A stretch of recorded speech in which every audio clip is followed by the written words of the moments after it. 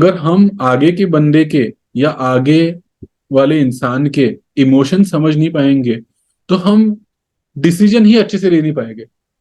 Let's say for example, अगर कोई आता है हमारे पास एक प्रॉब्लम लेके, बोलता है कि Ashish, I am not understanding this, can you help me out with this. बोला, I have told you this so many times, hmm. You understand. हम हाँ। लोग last year Shark Tank India audition दे के आए थे। हम लोग को शार्क टैंक इंडिया के 4 राउंड्स तक हम लोग गए थे last year. Okay. There were 4 stages of selection, तो 4 से 6 तक गए थे। चौथे स्टेज में हम लोग रिजेक्ट हो गए थे प्री ऑडिशंस में। Hello friends, welcome to our new episode. आज के इस एपिसोड में हमने वेडिंग्स के फाउंडर मिस्टर आशीष गोडघाटे को इनवाइट किया है। उनसे हमने उनके स्टार्टअप के बारे में, वेडिंग्स कैसे काम करता है और स्टार्ट कैसे हुआ, ये आइडिया कहाँ से आया उनके दिमाग में, उसके बारे में बात की है। हमने उनसे लीडरशिप के बारे में, इमोशनल इंटेलिजेंस के बारे में और उसके अलावा उनकी फुटबॉल लॉ के बारे में बात की है और कैसे फुटबॉल उनकी डे टू डे लाइफ में स्ट्रेटजी बिल्डिंग में और डिसीजन मेकिंग में हेल्प करता है। ये भी हमने उनसे सीखा है, जाना है। तो इस पॉडकास्ट के ज़रिए, आशीष के ज़रिए, मुझे बहुत कुछ सीखने को मिला है, बहुत सारी चीज़ें नई नई जानने को मिली है। आई होप कि आपको भी बहुत कुछ सीखने को मिलेगा। तो let's stay tuned and go watch this episode. आपकी एंटरप्रेन्योरशिप जर्नी के बारे में बात करते हुए आपने बताया कि एंटरप्रेन्योरशिप जर्नी में भी फुटबॉल ने काफी हेल्प किया। तो उससे पहले जानते हैं एंटरप्रेन्योरशिप जर्नी स्टार्ट कब से हुई, कैसे हुई, कहाँ से हुई और ये आइडिया कैसे आया आपके दिमाग में सबसे पहले, तो क्योंकि काफी यूनिक और इंटरेस्टिंग चीज आपने करेक्ट, करेक्ट, मार्केट से। करेक्ट। सो मेरा बैकग्राउंड है engineering. So I did BTech food technology from ICT Mumbai. 2011-15 batch हूँ मैं। ओ, फिर 1.5 साल मैंने वर्क किया in sales and marketing profile in Mumbai. फिर उसके बाद सीनियर से बात करने के बाद, हाँ, सबसे कौन सी कंपनी में, OYO? They were all both small companies based out of Mumbai. एक कंपनी का नाम था विनायक इंग्रेडिएंट्स प्राइवेट लिमिटेड, जहाँ पे मैंने 10 महीने काम किया। और एक कंपनी का नाम था hitech speciality solutions private limited, जो जिसमें मैंने 7 महीने काम किया। हम्म। तो तभी मेरा ऑलरेडी इंजीनियरिंग के वक्त ही डिसाइड कर लिया था मैंने कि मुझे एमबीए करना है, बिकॉज मुझे मेरा एग्जिस्टिंग फील्ड जो है पसंद नहीं आ रहा था। ओके। जहाँ पे मैंने इंटर्नशिप किया था मैप्रो फूड्स में 2014 में। ओके। तो मैप्रो फूड्स, आपने फलेरो नाम का एक चॉकलेट सुना होगा, हाँ। अगर सुना होगा तो उस पर्टिकुलर कंपनी में मैंने इंटर्नशिप किया था। तो वहां पे जब मैं वर्क कर रहा था 2 महीने के लिए, तब मेरे को रियलाइज हुआ कि अरे दिस इज नॉट समथिंग जो मुझे करना है। क्योंकि काफी मोनोटोनस और बोरिंग चीज है, प्रोडक्शन लाइन पे बैठो, काम करो, रिसर्च एंड डेवलपमेंट लैब में जाओ, सेम प्रोडक्ट पे 50 बार काम करो। तो काफी बोरिंग लग रहा था मुझे। मैं काफी एक्सट्रोवर्ट टाइप का बंदा हूँ। मुझे अच्छा लगता है लोगों के साथ बात करना। अच्छा लगता है सेल्स एंड मार्केटिंग करना, सेल करना, क्राउड के सामने रहना। मुझे अच्छा लगता है। तो ये मैंने काफी पहले फिगर आउट कर लिया था, क्योंकि लीडरशिप माइंडसेट मेरा पहले से ही था। I was the captain of the college football team also back then. Oh, तो मुझे ये सब चीजें अच्छी लगती थी। और बिकॉज ऑफ इट जब सीनियर्स से बात किया तो सीनियर्स ने बोला था कि बॉस तू एमबीए कर ले, तेरे लिए एमबीए बेटर रहेगा, ये फूड टेक्नोलॉजी में मत फंसा रहे। तो मैंने डिसाइड कर लिया था कि चलो एमबीए कर लेंगे कॉलेज हाँ, के बाद। फिर उन्होंने बोला कि यार 1-1.5 साल काम कर लेना, वर्क एक्सपीरियंस रहेगा, तो एमबीए में तो जो तुम्हें ज्यादा समझ में आ जाएगा। तो हाँ। पॉपुलर ओपिनियन लेना पड़ता है, सीनियर्स का सुनना पड़ता है। तो 1.5 साल काम कर लिया। तो काम करने के बाद फिर एमबीए करने का डिसीजन ले लिया। एमबीए 2 साल फुल टाइम आईआईएम रोहतक में किया। फिर बाद में प्लेसमेंट हो गया। प्लेसमेंट होने के बाद ओयो में लगा मैं। ओयो का तो पता ही होगा। एमबीए के सो बाद ओयो ने वेडिंग्स.इन को अक्वायर कर लिया था वेडिंग। 2018 में। तो weddings.in was one of the leading players in India in terms of wedding bookings. Okay. आपको बैंक्वेट्स पता है, बैंक्वेट्स में बुकिंग होते हैं, राइट? हम्म। शादियों की बुकिंग होते हैं या। बैंक्वेट्स में। हम्म। weddings.in was aggregator platform for banquet weddings. Okay, banquets and the customers they okay, Yes, they networking used to provide. connect banquets and the customers together by promoting the banquets. तो okay. 2018 में OYO ने ये particular brand को acquire कर लिया। 100% acquisition था। और I got a chance to start off one city for them. तो उन्होंने तभी कुछ 25 सिटी स्टार्ट किए थे इंडिया में, पूरे इंडिया में। 6 सिटी में ऑलरेडी फंक्शनल थे। 19 सिटीज उन्होंने 2019 में स्टार्ट कर दी थी। ओके। तो उसमें से एक सिटी था गोवा, जिसको मैंने स्टार्ट किया फ्रॉम स्क्रैच, जीरो से स्टार्ट किया। Okay. I was hired from college, और फिर उसके बाद फिर मुझे इमिजिएटली चांस मिला नया सिटी स्टार्ट करने का। आई वॉज 26 years old, मुझे कुछ पता नहीं था क्या करना है क्या नहीं. It was completely new experience for me. एक नई सिटी में जाना, पहले तो समझना कि सिटी कैसे फंक्शन कर रही है. कुछ है ही नहीं ऑपरेशनल. वेडिंग्स डॉट इन पहली बार आ रहा है. मैं पहली बार जाके किसी होटल के साथ बात कर रहा हूँ कि हम लोग वेडिंग्स डॉट इन है और हाँ. हम लोग एक वेडिंग मार्केट एस्टेब्लिश करने के लिए यहाँ पे आए हुए हैं. Can okay. You please get onboarded with us. तो ये नॉर्मल सिटीज में कैसे होता है कि बैंक्वेट्स को ऑनबोर्ड करना पड़ता था. But Goa was a different market all together. Market yeah. Goa market was a destination weddings market. हाँ. वहां पे रेगुलर शादियां होती है, बट रेगुलर शादियां सिर्फ लोकल लोग करते हैं अपनी गोवन वेडिंग्स जो होती है वो. Okay. Right. But destination weddings काफी पॉपुलर है और डेस्टिनेशन वेडिंग्स के लिए Goa is the popular destination. तो गोवा में बैंक्वेट्स वाला बुकिंग्स नहीं होता था, डेस्टिनेशन वेडिंग्स का बुकिंग होता था. तो ओके. हमने होटल्स के साथ ऑनबोर्डिंग स्टार्ट कर दिया. ओके. 1 2 3 4 5 ऐसे करके हम लोगों ने 31 होटल्स ऑनबोर्ड कर लिए वेडिंग्स डॉट इन के प्लेटफॉर्म पे. ओके. और हमने वही होटल्स को सेल करना स्टार्ट कर दिया थ्रू आवर पोर्टल. राइट. तो मैं एक था, मेरे साथ एक और बिजनेस डेवलपमेंट वाला बंदा आया था, फिर हम लोग 4 लोग, फिर बाद में 4 की टीम हो गए. फिर हम लोग ने हायर कर दिया और हम लोग ने हर एक वेन्यू पे जैसे हम लोग ने 30 वेन्यूज ऑनबोर्ड कर लिए, तो हर एक वेन्यू पे एक एक वेन्यू मैनेजर ऑनबोर्ड कर लिया हम लोग ने हमारे टीम में. तो we hired 30 people. We gave allocated them work, we nurtured them. हम लोग ने उनको मेंटोर किया, गाइड किया, बताया क्या करना है. और ऐसे करके हम लोग ने 3 4 महीने में गोवा में सेल्स स्टार्ट कर दिया. और 1 साल में हम लोग ने गोवा का ऑपरेशंस जो है 0 से लेके 25 करोड़ का मार्केट बना दिया. ओह, एक साल में 25 करोड़ का मार्केट. हाँ, and we had 50 properties listed on weddings dot in. तो मैं वो जर्नी में 0 से लेके 25 करोड़ तक था. तो मुझे इन एंड आउट पता चल गया कि वेडिंग्स डॉट इन क्या कर रहा था और ओयो क्या कर रहा था एज वेडिंग्स डॉट इन का पेरेंट कंपनी. तो हम लोग का पेरोल ओयो के साथ था ना, बिकॉज ओयो के अंडर कंपनी आ गया था. राइट. तो 2019 में मैंने ज्वाइन किया मार्च में. 2020 मार्च में कोविड आया. एग्जैक्टली 1 साल बाद, एक फाइनेंशियल ईयर खत्म होने के बाद. हाँ. ठीक है. जुलाई में सो कोविड के टाइम पे, कोविड आने से पहले एक्चुअली हम लोग फिगर आउट, मतलब मैं फिगर आउट करने का कोशिश कर रहा था कि ये क्या मार्केट है डेस्टिनेशन वेडिंग्स का. हाँ. और मेरा एक दोस्त ने तभी कॉल किया था मुझे और बोला उसने कि यार आशीष मैं शादी करने वाला हूँ.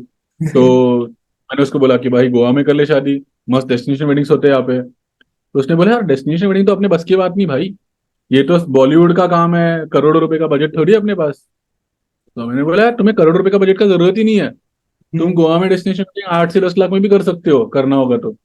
पहले भी उसको तो होता शौक था, लगा. 8 से 10 लाख में गोवा में डेस्टिनेशन हाँ वेडिंग. हाँ, होता है, अभी भी होता है 10 लाख में भी. पहले ओके. भी होता है.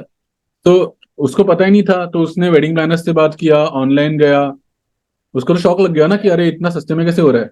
हाँ. तो किसी ने भी उसको ऑफर नहीं किया 8 10 लाख में. तो फिर से हाँ. मेरे को कॉल करके बोलता है कि अरे 8 10 लाख में तो हो नहीं रहा है, तो क्या बोल रहे हैं. तो मैंने बोला हो सकता है, it's just that you have to alter the number of guests और तुम्हारी डेट्स.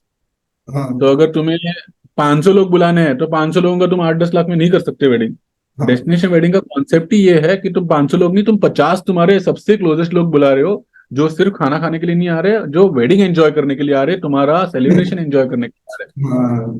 राइट. तो अगर तुम 50 60 तुम्हारे क्लोजेस्ट गेस्ट लेके आओगे तो तुम्हारा 8 10 लाख में डेस्टिनेशन वेडिंग अच्छे से हो जाएगा. And you will actually enjoy the function that you did and not just do it for the sake of it. हाँ. ठीक है. तो ये पर्टिकुलर मार्केट को हमने, फिर मुझे तभी रियलाइज हुआ कि oh there is a huge gap. लोग यहाँ पे पड़े हुए हैं जिनके पास 8 10 लाख का बजट है, बट उनको ये चीज का आइडिया ही नहीं कि डेस्टिनेशन वेडिंग हो सकता है. तो ये तो काफी बड़ा क्वेश्चन मार्क हो गया यार. तो फिर एमबीए बैकग्राउंड से तो ऑलरेडी था, बट स्टार्टअप करने का कभी सोचा नहीं था. बस एंटरप्रेन्योरशिप फेवरेट सब्जेक्ट था एमबीए में, बट स्टार्टअप करने का कभी डिसीजन लिया नहीं था. तो फिर रिसर्च किया. रिसर्च करने के बाद रियलाइज हुआ कि इंडिया में अराउंड 1.2 करोड़ कपल्स जो है एवरी ईयर शादी करते हैं. और 1 करोड़. 1.2 करोड़ कपल्स, जिसमें से सिर्फ 5% कपल जो है वो डेस्टिनेशन वेडिंग करते हैं. ओके. बट हमने फिगर आउट किया कि 40% कपल्स जो है उनके पास 8 10 12 लाख का बजट होता है और उनको डेस्टिनेशन वेडिंग के बारे में थोड़ा बहुत आइडिया है और करने का इच्छा भी है. But just that due to lack of information और अवेयरनेस नहीं है और कोई सोल्यूशन ही नहीं है, तो they don't get a chance to do a destination wedding. Oh. Because of which ये सब लोग जो है अपने आसपास के बैंक्वेट्स में कर लेते हैं, लॉन में कर लेते हैं, या कहीं भी आसपास मंदिर में कर हाँ लेते हैं बिल्कुल। शादियाँ। हाँ because parents are not exposed, internet में कुछ देखा नहीं है नया चीज, कुछ पता ही नहीं है गोवा नाम का चीज है, बीच हाँ में वेडिंग हो सकता है ये भी नहीं पता। तो एक्सपोजर ना होने की वजह से लोगों को पता नहीं है। बट आजकल का यूथ जो है वो काफी एक्सपोज्ड है सोशल मीडिया से। हाँ डेस्टिनेशन वेडिंग के बारे में पता चल गया थ्रू न्यू न्यू नेटफ्लिक्स के सीरीज, अमेजोन के सीरीज। बिल्कुल। विराट अनुष्का का वेडिंग देख लिया, कियारा सिद्धार्थ का वेडिंग देख लिया, तो काफी इंस्पायर्ड है यूथ। ठीक है, हम्म, तो पहले भी यूथ काफी डेस्टिनेशन वेडिंग से इंस्पायर्ड था 2020 वगैरह के टाइम पे। तो फिगर आउट किया कि there is a market for this, but startup करने का डिसीजन नहीं ले पाया क्योंकि it was very difficult already. OYO का क्या हुआ था कि ओयो कोविड के टाइम पे ऑलमोस्ट ऑपरेशन शट डाउन होने पे आया था, and I had to lay off my entire team. And फिर उसके बाद I also got laid off. फिर ओके। जब मैं लेड ऑफ हो गया था तो आई जॉइंड ऑफ बिजनेस। तो मैंने ऑफ बिजनेस जब ज्वाइन किया था तभी मैंने डिसाइड किया था कि मैं स्टार्टअप करूंगा, बट ओके। कब करूंगा मैंने डिसाइड नहीं किया था, बट मैंने एक ये मेरा बेस बना। जुलाई 2021 की बात है, उसकी बाद की बात है? 2020 की 2020 बात है। की बात है, ओके ओके। हाँ, तब ऑफिस ने ज्वाइन किया था मैंने, और हम्म, उधर स्टार्ट किया था मैंने काम। वहाँ पे अच्छा खासा 20 लाख का पैकेज था मेरा। ओके। बट मुझे स्टार्टअप करने का बहुत इच्छा था तभी, बिकॉज हम्म, आइडिया मेरे को मिल गया था मुझे, और मुझे पता था क्या करना है। बिकॉज हाँ मैंने वो मार्केट भी स्टडी कर लिया था गोवा का, और मुझे पता था कि क्या करना है ये पर्टिकुलर मार्केट में। आपने तो किया वो चीज पहले, हाँ। तो बट हिम्मत नहीं हो रहा था कि यार कुछ स्टार्ट करे खुद से, क्योंकि पता नहीं बिजनेस कैसे करना है। इसके पहले फैमिली में किसी ने बिजनेस किया नहीं है, हाँ। कितना पैसा लगेगा कुछ पता नहीं है। तो मतलब एक अराउंड 2021 तक सिर्फ मार्केट में समझते गया क्या हो रहा है मार्केट में, इवेंट प्लानर्स कैसे काम करते हैं, डेस्टिनेशन वेडिंग ऑन ग्राउंड कैसे एग्जीक्यूट होता है, सब ओके। समझते गया। एक दो इवेंट प्लानर्स के साथ भी काम किया, मार्केट को समझा, हम्म, डेस्टिनेशन वेडिंग ऑन ग्राउंड कैसे एग्जीक्यूट होता है वो जाके देखा। और फिर जाके थोड़ा बहुत आइडिया आ गया कि डेस्टिनेशन वेडिंग कैसे होता है। ओके। 2021 के तरह मैं पिच डेक बना के इन्वेस्टर्स को पिच करना स्टार्ट कर दिया कि मेरे पास ये आइडिया है, आप इन्वेस्ट करो। हाँ तो बहुत सारे इन्वेस्टर्स लोग मना करते हैं, मोस्टली 99% लोग तो मना करते हैं। बट बिल्कुल। फॉर्चुनेटली मुझे मेरे को फाउंडर मिले, मैं जहाँ पे रह रहा था वही बिल्डिंग में। Oh, so mister Vijay Kumar, he is my co founder. Mumbai में? नहीं, गोवा में। गोवा में, अच्छा। गोवा में तो फॉर्चुनेटली हियर उन्होंने भी सेम प्रॉब्लम फेस किया था जब वो उनके फैमिली के कोई मेंबर का वेडिंग एग्जीक्यूट कर रहे थे। बिहार से कोई आने वाले थे उनके फैमिली से, अच्छा। तो उनका वेडिंग डेस्टिनेशन वेडिंग एग्जीक्यूट करने के लिए पूरा एफर्ट्स इन्होंने डाला था। तो हाँ। उनको समझ में आया कि ये पर्टिकुलर इस इंडस्ट्री में डेस्टिनेशन वेडिंग में हैसल कितना होता है। And he had already invested in 1 or 2 startups before, because of which he was quite aware of startup investing. तो मैंने उनको पिच किया लिंक्डइन पे, और इधर उधर मैं जब पिच कर रहा था तो मुझे बहुत रिजेक्शंस मिले। बट हम्म, कोइंसिडेंटली मुझे मेरे बिल्डिंग में ही कोई मिले जो मेरे में बिलीव किए, और हम दोनों ने मिलकर कंपनी तभी स्टार्ट कर दिया। Okay. This that's is how wedding was born in 2020 June. तो now it has been 2 years, no looking back. No looking back. तो अभी तक कितने वेडिंग्स आप करवा चुके हैं वेडिंग्स के जरिए? हम लोग ने लास्ट 2 साल में अराउंड 44 वेडिंग्स किए। अच्छा, 44 वेडिंग्स। ओके। और हम्म। बजट क्या रहता है वो, average budget? So the average ticket size that we have right now is 17 lakhs। तो टोटल हम लोग ने जो 2 साल में बिजनेस किया है, तो हम्म। अप्रोक्सीमेटली 7.5 करोड़ का बिजनेस किया है। तो अभी कोई इन्वेस्टर्स वगैरह हैं आपके उनके अलावा, या फिर अभी आप बूट स्ट्रैप भी चल रहा है आपका? नहीं, सो उनके बाद फिर they we got in some friends and family, जो हम्म। हम लोग के छोटे छोटे चेक्स इन्वेस्ट किए, अराउंड 5 lakhs, 4 lakhs, 10 lakhs के। तो ऐसे we have raised around 25 lakhs friends from और फ्रेंड्स एंड फैमिली से फैमिली। चल रहा है अभी तो, मतलब तो कुछ इक्विटी हाँ, वगैरह डाइल्यूट करनी पड़ती है फ्रेंड्स और फैमिली की? यस, इक्विटी डायरेक्ट करनी पड़ती है। Okay. Yes, friends are of course, if somebody is investing in the company, he should get the returns out of it. Okay. But हाँ, शायद वो And we also, रेशियो कम होता होगा rather दिन जो वीसीज को देना पड़ता है उसके कंपैरिजन में।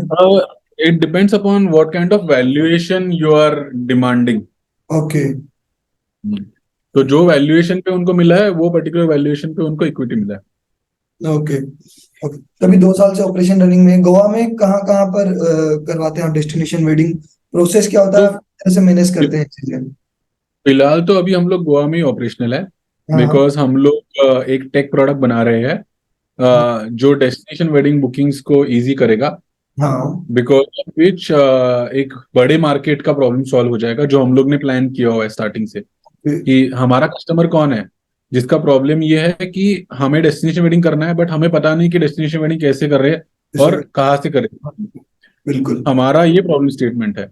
तो इस पर्टिकुलर प्रॉब्लम स्टेटमेंट को एड्रेस करने के लिए there are lot of customers in the market. तो हम्म। इन कस्टमर्स तक हम लोग को पहुंचना है, but before reaching to them हम लोग को उनके लिए एक सोल्यूशन बनाना है जो टेक्नोलॉजी एनेबल्ड रहेगा। तो स्केलेबल। हम, हाँ, स्केलेबल सोल्यूशन रहेगा। तो हम एक प्रोसेस में चल रहे हैं अभी। हमारा ऑलमोस्ट 75% प्रोडक्ट कंप्लीटेड है। 25% अनदर 15-20 डेज में कंप्लीट हो जाएगा, and then we'll be live. तो अगर आप हमारी वेबसाइट पे विजिट करोगे तो you can see that there is a tech product which is helping the customers in booking their destination wedding venue, मतलब रिसोर्ट, और उनको डेस्टिनेशन वेडिंग प्लानिंग करने में भी हेल्प करने करने वाला टूल है हमारे प्लेटफॉर्म पे। ओके। तो इससे कस्टमर का मेन प्रॉब्लम जो है पूरा सॉल्व हो जाएगा। ओके, तो आप end to end solution provide करते हैं, मतलब अगर मैं आता हूँ आपकी वेबसाइट पे, रजिस्टर हम्म। करता हूँ, तो उसके बाद मुझे क्या क्या करना होगा, like before going to the destination wedding venue, उस प्रोसेस के सो बारे में थोड़ा बताइए। सो एक कस्टमर जो होता है, वो हम्म। उसके दिमाग में चार चीजें होती है। तो हम्म। नंबर वन इज उनका डेस्टिनेशन फिक्स होता है, हाँ। उनके डेट्स फिक्स होते हैं, उनके total number of guest fix होते हैं, और एक बजट का अंदाजा होता है उनके दिमाग में कि कितना खर्चा करेंगे वो। ओके। तो ये हम्म। चार वेरिएबल्स को कंसिडर करते हुए हम लोग ने प्लेटफॉर्म बनाया। If okay. You want I can present the platform. या श्योर श्योर। हमारा प्लेटफॉर्म है। तो एक रेगुलर कस्टमर जो हमारा होता है, उसके दिमाग में ये चार वेरिएबल्स होते हैं। सो डेस्टिनेशन वेडिंग बुकिंग में दो स्टेप्स होते हैं। नंबर वन, आपका 75% जो स्टेप्स है वो आपका रिसोर्ट बुकिंग में होता है, कि आपने डिसाइड कर लिया कि आपका डेस्टिनेशन गोवा है। आपके डेट्स, लेट्स से मैंने 24-26 सिलेक्ट कर दिया, 2 दिन सिलेक्ट कर लिए। मैंने लेट्स से 100 डेज सिलेक्ट कर लिए। नहीं दिख रही है। एक कोई बजट डाल दिया लेट्स से, ओके। ठीक है। तो इस पर्टिकुलर बजट और रिक्वायरमेंट्स के हिसाब से you will get all the resorts that are available in your आपकी रिक्वायरमेंट्स। आशीष, आपकी स्क्रीन नहीं दिख रही है। अभी नहीं दिख रही है स्क्रीन? स्क्रीन दिख नहीं रहा है? आप दिख रही है, या इट्स विजिबल हाँ। नाउ। हाँ, तो ये चार वेरिएबल्स डालने के बाद आपको ये चार वेरिएबल्स का दिखाना। बिल्कुल। हाँ। फिर कस्टमर अंदर जाके चेक कर सकता है कि कौन से रिसोर्ट्स उनके रिक्वायरमेंट्स के हिसाब से अवेलेबल है। Okay. So these are all the resorts which are available according to their requirements, ठीक है। तो let's say if we enter one resort from here, hmm. तो अगर आप देखोगे तो नॉर्मल मेक माई ट्रिप पे booking.com पे आप सिर्फ रूम बुकिंग कर सकते हो। हाँ। बट यहाँ पे आप लेफ्ट साइड में देखोगे तो लेफ्ट साइड में आप डेस्टिनेशन वेडिंग के पिक्चर्स देख सकते हो। हाँ। राइट साइड में टॉप पे आप डेस्टिनेशन वेडिंग का वीडियो एक्सपीरियंस कर सकते हो, ओके। ठीक है।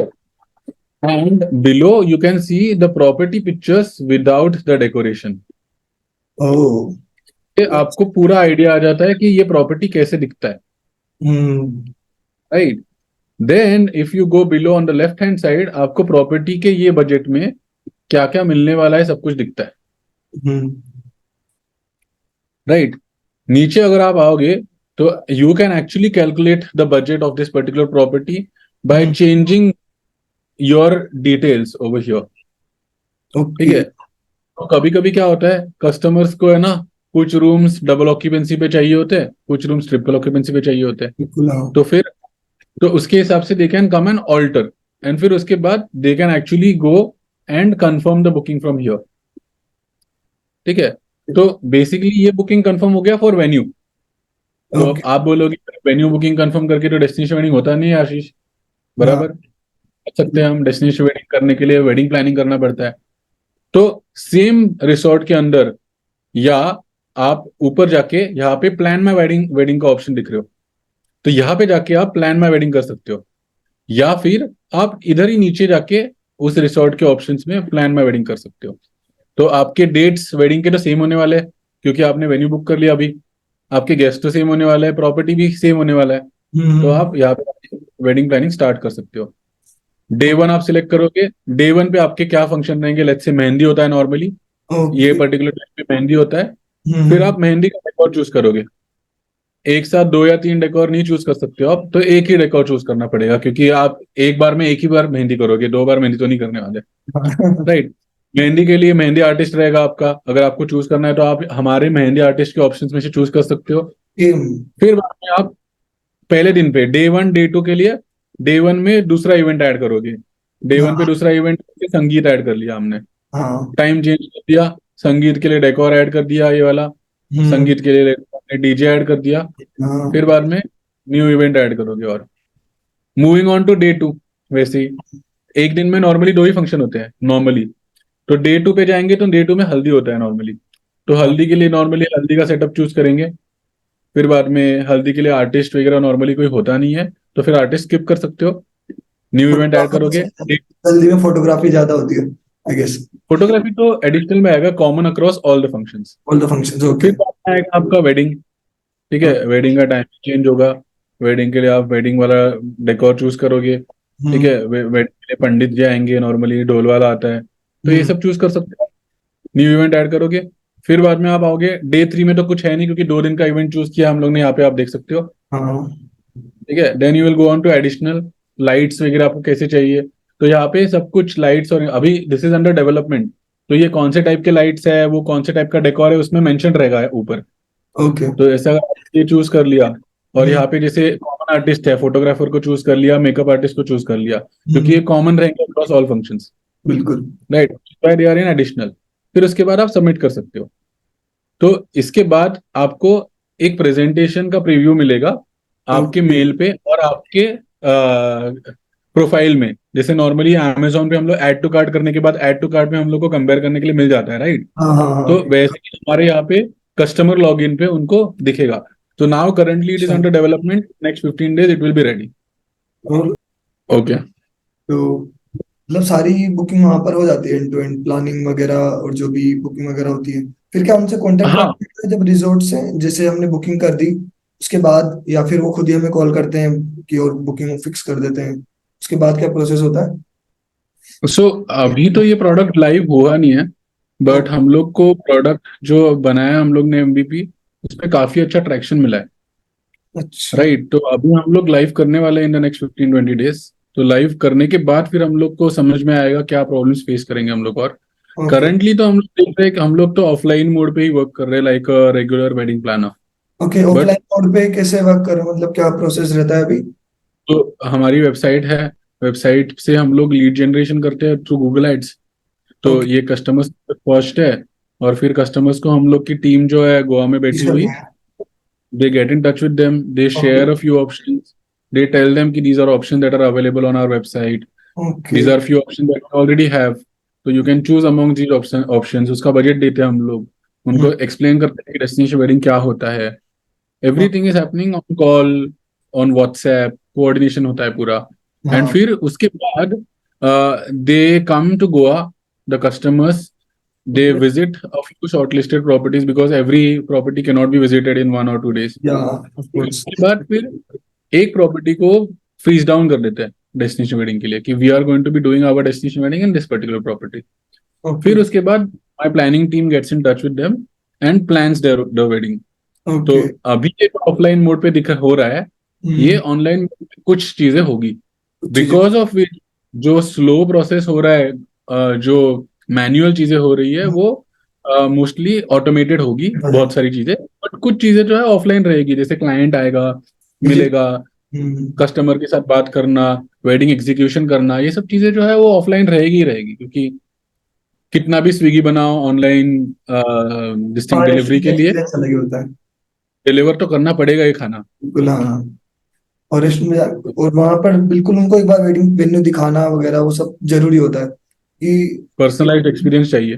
हाँ, लोग जनरली वेडिंग एक बार ही करते हैं जनरली तो करेक्ट, तो करेक्ट, उनको करेक्ट। बेस्ट एक्सपीरियंस चाहिए होता है, स्पेशली जब वो राइट। डेस्टिनेशन वेडिंग कर रहे हैं। तो destination wedding is like dream for so many people, and कि या वेडिंग होगी। तो अगर वो कर रहे हैं पूरा इतना स्पेंड कर रहे हैं, इतना एक्सपेंडिचर कर रहे हैं, तो उनको सब करेक्ट। परफेक्ट चाहिए होता है कि हाँ, हमें एक एक जो डेकोरेशन से लेकर डीजे तक सब कुछ एकदम परफेक्ट होना चाहिए, जो भी बजट। बराबर। तो पर्सनल एक्सपीरियंस बहुत मैटर करता है वहाँ पर आपने। बिल्कुल सही बोला। तो अभी फिर जैसे आप भी वेडिंग्स वगैरह में गए हो कभी, ऐसे किसी की होस्ट तो किए? क्या अच्छा। हो गया। अच्छा। तो मैं स्टार्टिंग में जब भी रिसर्च वगैरह कर रहा था तभी तो अटेंड करता था बहुत। अच्छा। बट फिर बाद में हमारा जब चालू हो गया तो अभी I got occupied with lot of other work. तो हाँ। आई हैव अ टीम जो मैनेज करती है, but then I also visit Goa once in a while. मैं वेडिंग्स अटेंड करता हूँ। I talk to clients, I understand their experience, and okay. Yeah it's a continuous process. Okay. तो एक fun question मेरे दिमाग में आ रहा था कि जहाँ पर मैं रहता हूँ, अभी मैं नोएडा में रह रहा हूँ, यहाँ पर सोसाइटी में। तो और अभी काफी देख भी रहा हूँ कि टमाटर की जो कीमत है, टमाटर की प्राइसेस ने सबके होश उड़ा रखे हैं, है ना। लोग टमाटर खरीदना अवॉइड कर रहे हैं अभी। क्या इससे वेडिंग मेन्यू पर भी फर्क पड़ा है आपके टमाटर की प्राइस से? Not really. जैसे फूड जो है वो डेस्टिनेशन वेडिंग्स में होटल कवर करता है। ओके। हाँ, तो जैसे रूम रेट्स दिखते हैं हमें, जो मैंने अभी तो आपको रेट्स दिखाया है बजट में, तो हाँ, उस पर्टिकुलर बजट में आपका स्टे और फूड दोनों इंक्लूडेड है। दोनों इंक्लूडेड है। ठीक है, तो अभी तक तो होटल्स ने ये नहीं बोला यार टमाटर के भाव बढ़ गए तो हम लोग रेट्स बढ़ाएंगे, बिल्कुल। कि 150 रुपये रेट बढ़ाएंगे हर एक रूम पे क्योंकि टमाटर के भाव बढ़ रहे हैं। तो they have to manage. Okay. तो अभी भी मतलब आ रहे हैं आपके पास वेडिंग्स के, और कितने आ जाते हैं? मतलब ट्रैफिक किस टाइप का रहता है आपका? लाइक वीकली आपकी वेडिंग्स होती हैं या फिर मंथ में दो चार वेडिंग्स हो रही हैं? अभी क्या सिनेरियो क्या चल रहा नहीं, तो एक्चुअली वेडिंग्स मोस्टली सीजन में होती है, नवंबर दिसंबर जैन फेब। है? ओके। और ऑफ सीजन में भी होती है बट वेरी लेस। हाँ।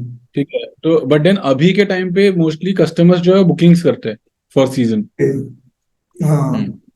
तो बुकिंग्स चालू रहता है अभी। तो customers they check the venues online, they come visit. वो ओके। ये प्रोसेस तो चालू होता है जनवरी फरवरी मार्च से ही चालू होता है। तो अभी ऑनलाइन मार्केटिंग वगैरह कर रहे हैं कि लोगों को पता कैसे चल रहा है कि हाँ हम यहाँ से बुकिंग कर एड्स, सकते हैं फिर? Ads we are running Google ads. Okay. Okay. तो बट मैंने देखा ज्यादा लोगों को शायद अभी तक इतनी अवेयरनेस है नहीं वेडिंग्स के बारे नहीं, में, इस चीज के बारे में। हम लोग we are a small company right now. Okay. तो it will take time for us to grow from a particular level to where people know about us. हाँ। तो there is a company called animal.com. Animal, तो I have heard of it. Yeah. ठीक है, तो ये company है market में, but if you go ask a lot of people they won't know about this particular company. हाँ। But if you get into the details you'll get to know they are doing 565 crores top line turnover by just selling cows and buffaloes online. Daily routine क्या So होता है generally? Normally free time में तो मैं मतलब कोशिश करता हूँ कि मैं टाइम पास नहीं करूँ। तो मैं नॉर्मली पॉडकास्ट सुनता हूँ। तो एक कुछ पॉडकास्ट है जो मैं रेगुलरली सुनता हूँ, जैसे बार्बर शॉप विद शांतनु हो गया। ओके। फिर बाद में अविरल भटनागर का जूनियर वीसी हो गया स्पॉटिफाई पे। ओके। फिर किस? बाद में निखिल, ये मैंने नहीं सुना। Junior VC by Aviral Bhatnagar. Junior VC? हाँ, जूनियर वीसी। अबाउट, ये किस बारे में? स्टार्टअप्स एंटरप्रेन्योरशिप के पॉडकास्ट है ये सभी। ओके। फिर बाद में there is Nikhil Kamath podcast. Nikhil Kamath का तो हाँ। तो फिर बाद में कभी कभी अगर टाइम मिला तो फिर राज शमानी के कुछ पॉडकास्ट देखता हूँ मैं, क्योंकि वो भी कुछ एंटरप्रेन्योर्स को बुलाता है जिनका वो जर्नी समझने की कोशिश करता है। तो मेरा एजेंडा रहता है कि मेरे फ्री टाइम में मैं बाकी लोगों का जर्नी समझने की कोशिश करूँ और समझूं कि whether I am heading in the right direction, hmm. How are other people solving their problems, hmm. Have they through a similar journey. तो इससे क्या समझ में आता है कि बॉस अगर हम लोग कुछ कर रहे हैं तो हम्म। हमारे साथ अप्स एंड डाउन्स हो रहे हैं लाइफ में, तो it is a part of the process. तो जब हम लोग लोगों के साथ इंटरेक्ट करते हैं तो समझ में आता है हमें, या फिर इंटरेक्ट नहीं कर रहे तो कोई और इंटरेक्ट कर रहा है और हम लोग सुन रहे हैं, उससे समझ में आता है। तो podcast is a way of getting that particular information through seasoned entrepreneurs, successful entrepreneurs बोल सकते हैं। या। तो which is why consume a lot of that particular knowledge. Book पढ़ता हूँ मैं रेगुलरली। अभी अच्छा। मैं स्टार्ट विद पढ़ रहा हूँ बाय साइमन सिनेक। हाँ, साइमन तो Sinek. At any point of time एक बुक रहता है मेरे पास जो मैं पढ़ रहा होता हूँ। ओके। तो अभी ये चल रहा है मेरा। तो हाँ, बाकी तो फुटबॉल खेलता हूँ ओके। बस। पॉडकास्ट वगैरह से भी, जैसे फुटबॉल से आपको काफी हेल्प मिलती है स्ट्रेटेजिक थिंकिंग में, तो यस, पॉडकास्ट आप सुनते हैं उनसे भी हेल्प मिलती है आपके यस में? बहुत हेल्प। बहुत बहुत हेल्प मिलती है। इनफैक्ट मैं पॉडकास्ट सुन के बहुत ज्यादा मेरा माइंड को शार्पन किया हूँ और नॉलेज को इम्प्रूव किया हूँ। बिकॉज मुझे बहुत ज्यादा लर्निंग मिला है पॉडकास्ट से। And I also teach. मैं मार्केटिंग एंड एंटरप्रेन्योरशिप पढ़ाता हूँ। सो देर इज ए कहाँ पे इंस्टीट्यूट पढ़ाते हैं? यहाँ पे नवी मुंबई में, हमारे यहाँ पे एक इंस्टीट्यूट है पिल्लेस। ओके। वहाँ मैनेजमेंट में पढ़ाता हूँ मैं second year first year students को। तो I teach marketing and entrepreneurship. तो I teach a lot of case studies. तो जब मैं ये सब चीजें पढ़ता हूँ समझता हूँ तो it gives me a lot of information so that I can share that particular knowledge with the students as well. तो एक सेशन रहता है, I am a visiting faculty. Okay. अभी आप डेस्टिनेशन वेडिंग में मार्केट में वर्क कर रहे हो। इसके अलावा आपने रेगुलर वेडिंग्स मार्केट में भी मतलब एंटर करने का सोचा है इन फ्यूचर या फिर? अभी तक तो कुछ सोचा नहीं है ऐसा। ओके। जस्ट फोकसिंग, अभी एक चीज पे फोकस कर रहे हैं और एक चीज को अच्छा करेंगे बहुत, और फिर उसके बाद बाकी चीजों को फिगर आउट करेंगे गोइंग अहेड। अभी तो कुछ सोचा नहीं है। ओके। हाँ। हम्म। और इसके अलावा जो आपकी एजुकेशन हुई है, एमबीए आपने की थी आई गेस, हम्म। एमबीए का कुछ बेनिफिट मिलता है एंटरप्रेन्योरशिप जर्नी में एमबीए करने का? सो बिना एमबीए के भी मतलब you can do good in that so case? It all depends. तो फॉर्मल एजुकेशन जो होता है, क्लासरूम एजुकेशन जो होता है, मेरे हिसाब से ओके। क्लासरूम एजुकेशन आपको सिर्फ प्रोफेशनल डिग्री देता है। बाकी लर्निंग तो आपको खुद से करना पड़ता है हर चीज में। आप एमबीए करो ना करो, फ्री में इंफॉर्मेशन अवेलेबल है यूट्यूब पे। हाँ। आप फ्री में पढ़ाई करके सीख सकते हो एमबीए, पूरा एमबीए आप फ्री में सीख सकते हो यूट्यूब पे पढ़ के। बट आपको जॉब नहीं देगा कोई बोल के कि आपने यूट्यूब से सीखा, क्योंकि यूट्यूब यूनिवर्सिटी का कोई सर्टिफिकेट मिलता नहीं है। राइट। तो लग फिर जाएगा आपके टाइम पे। Because of which the traditional system where MBA classroom में करना, डिग्री लेना, ये एप्लीकेबल है अभी। बट अगर नॉलेज, प्योर प्ले नॉलेज की बात करोगे आप, तो हम्म। नॉलेज तो आपको फ्री मिल जाएगा एमबीए का। हाँ। बहुत सारे लोग ये बिना एमबीए के बिजनेस और एंटरप्रेन्योरशिप का कंटेंट बनाते हैं यूट्यूब पे और काफी। बहुत सारे चैनल्स। राइट। तो बिना एमबीए करके भी हो सकता है वो चीज। Okay. Somebody like finance with शरण, फाइनेंस का पूरा बात कर रहा है विदाउट एमबीए। बिल्कुल राइट। भी। तो लोग जो है, अगर पढ़ोगे खुद से तो आप एमबीए क्या कुछ भी कर सकते हो आप। हाँ। आपको बस सीखना है वो चीज, आपको डीप डाइव करना है वो पर्टिकुलर टॉपिक में। बट हाँ। अगर अगर आप क्वेश्चन मतलब ऐसा रहेगा कि एमबीए करना है कि नहीं करना, वो तो चॉइस है अपना। अच्छा। आपको सच्ची में पढ़ाई करना है तो आप खुद से पढ़ाई करके भी एमबीए का नॉलेज गेन कर सकते हो। या आपको प्रोफेशनल डिग्री चाहिए, आपको प्रोफेशनली वर्क करना है कहीं और आपको डिग्री मांगेंगे लोग, तो आपको प्रोफेशनल एमबीए लगेगा। ओके। तो इधर वेज आपको जो करना है उसके हिसाब से यू कैन डिसाइड वैसे। ओके। That's good. तो आप अभी मार्केट भी काफी फॉलो करते हो, पॉडकास्ट वगैरह भी काफी देखते हो। तो एक हम्म। फिनोमिना जो भी चल रहा है, जो correct me if I am wrong, जो फंडिंग विंटर काफी टाइम से चल रहा था, लास्ट 1.5 ईयर से, वो फंडिंग विंटर अब टर्न हो रहा है स्टार्टअप विंटर में।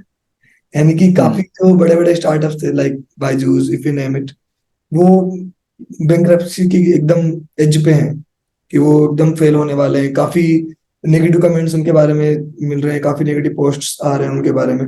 उसके बारे में hmm. What's your opinion on that, what's your take on that? Basically मेरा ओपिनियन कुछ नहीं है इस सब के बारे में। Okay. I don't really make opinions on others. Hmm. Reason being, मैं खुद एक एंटरप्रेन्योर हूँ और हम्म। मुझे एक एंटरप्रेन्योर का दर्द पता है। ठीक है। मुझे पता है कि what that person has maybe been through in the past 10, 5, 4, 15 years of that particular journey. तो somebody who has reached from 1 million zero to $5 billion company has done something really great to reach at that particular level. ऐसे कोई time pass करके तो ऊपर जाएगा नहीं। हाँ। या फिर अगर टाइम पास करके भी ऊपर जा रहा है तो he is smart enough to reach there where nobody else is there. ठीक है। यस। तो because of which we should not really follow what media is saying. We okay. don't know what is happening. I in fact have one or two friends who work with Byju's. ठीक है। Okay. अंदर का situation वो बताते हैं मुझे।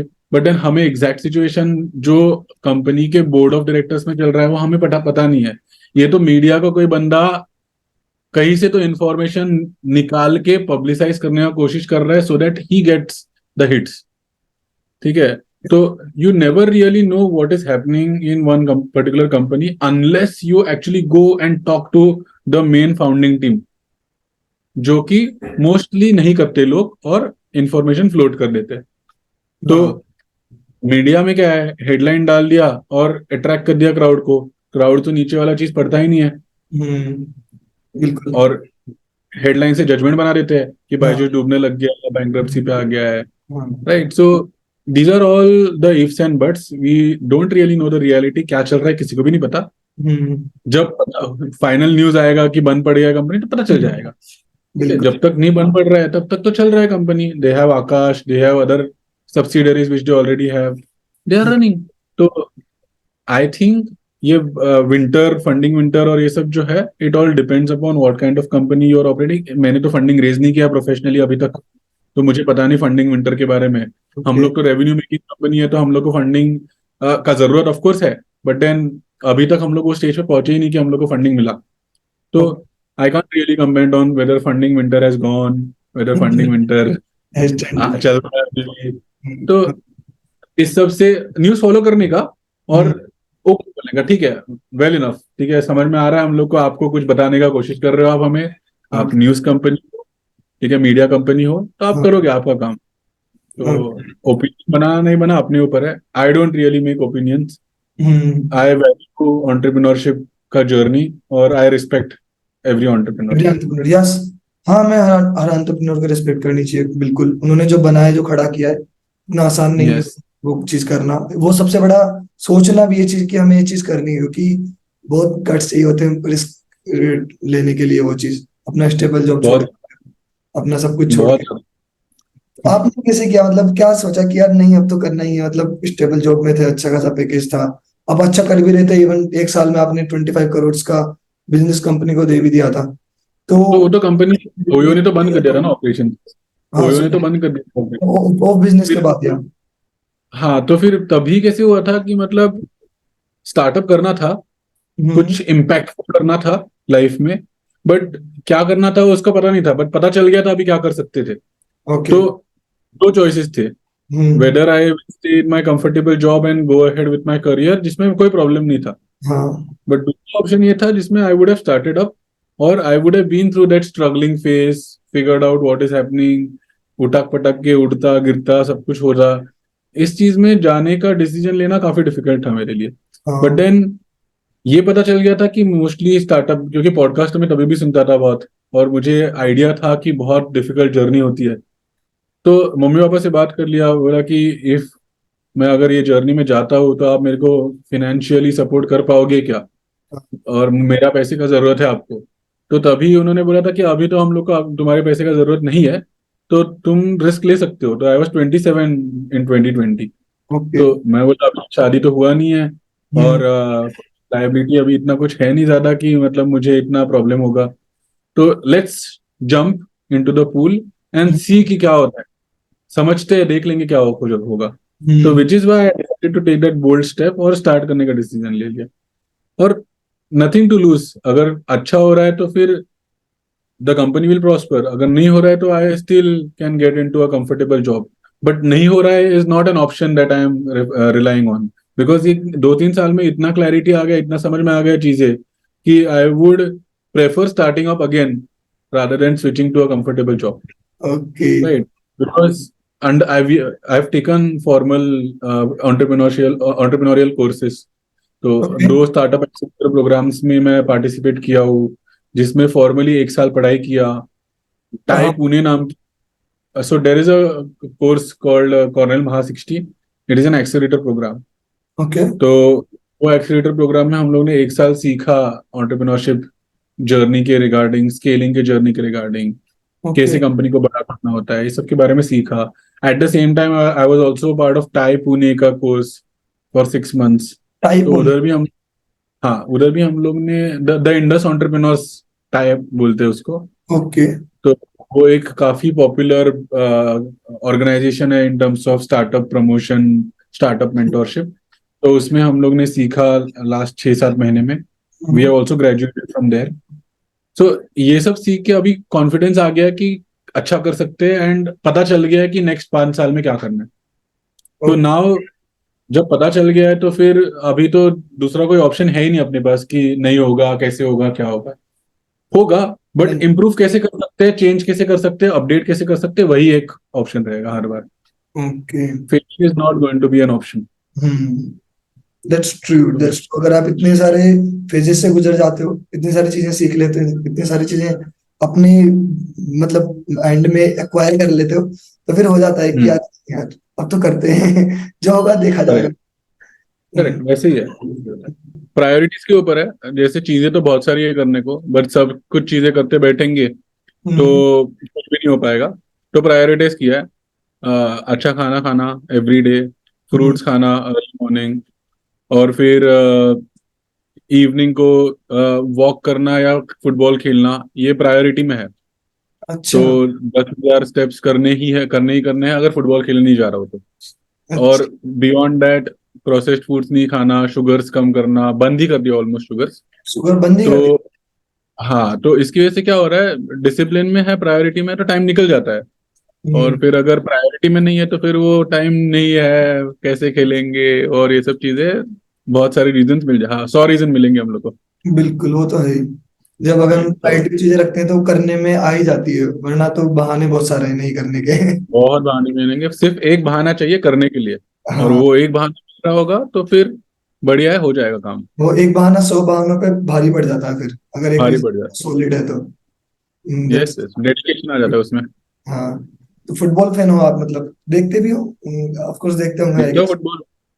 Who is of course देखते who is your favourite player in team? हो, मैनचेस्टर सिटी फैन हूँ मैं। अच्छा, मैनचेस्टर सिटी के फैन हो? ओके। हाँ, आपको दिख रहा होगा मेरा वॉलपेपर या इट इज विजिबल में। Cool cool.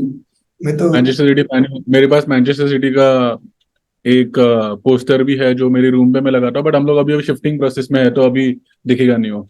अच्छा, शिफ्टिंग का मुंबई में कहीं पर हाँ, कर रहे हैं या फिर अभी हाँ, मतलब? हमारे यहाँ पे हम लोग हमारा प्लेस शिफ्ट कर रहे हैं, ओके। तो जैसे ओके अभी आई वोंट। Okay okay.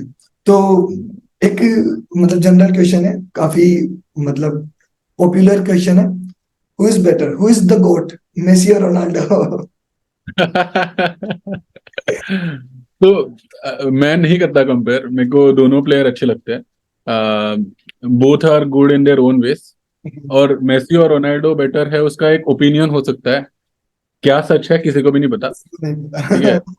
तो मेरा ओपिनियन ये है कि both are good in their own ways, and they have been doing good things from past 15, 16, 17 years, हाँ राइट? तो they have been consistently best performers. तो हाँ ऐसे बहुत कम प्लेयर्स मिलेंगे जो ऐसे 15, 16 साल से ट्रेंडिंग दिख रहे हैं हम लोग को, हाँ, राइट? कंसिस्टेंट। तो अगर कोई प्लेयर दिख रहा है हम लोग को ट्रेंडिंग 15, 16 साल से, तीसरा प्लेयर बता सकते हैं हम लोग जो ट्रेंडिंग है 15 साल से? नहीं है, नहीं आएगा कोई दिमाग में, किसी के पास भी नहीं है। Right? Hmm, except for players like Luka Modric, या मतलब जो एल्डरली प्लेयर्स है जो टीम में रहे हुए हैं, but then of course they are playmakers, वो गोल स्कोरर्स में आते नहीं है, वो उनको ज्यादा स्टारडम भी मिला नहीं है, पता नहीं मिला। राइट? बिकॉज ऑफ विच वो फेम में आए नहीं है। और ये प्लेयर्स जो लियोनेल मेसी और रोनाल्डो जो है, वो फेम में भी रहे हुए हैं, they are having a good social media reach also, they are having a fan following, huge fan following as well, because of which they, of course, because they have been consistent over a large period of time.